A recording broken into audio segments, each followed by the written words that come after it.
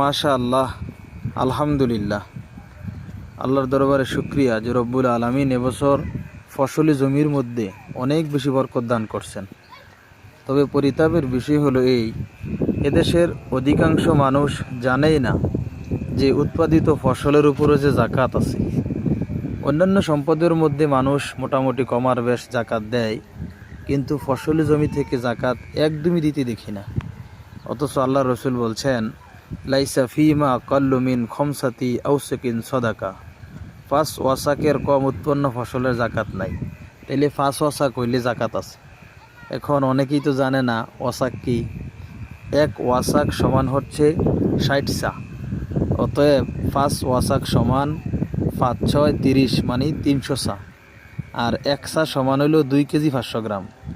যদি 1 সা সমান 2 কেজি 500 গ্রাম হয়, তাহলে 300 সা সমান 750 কেজি। অর্থাৎ 18 মণ 30 কেজি ফসল যদি কোনো জমিনের থেকে উৎপাদন হয়, তাহলে সেই উৎপাদিত ফসলের মধ্যে জাকাত ওয়াজিব হয়, যেটাকে উশর বলা হয়। আর এটারও 2 ধরনের বিধান আছে।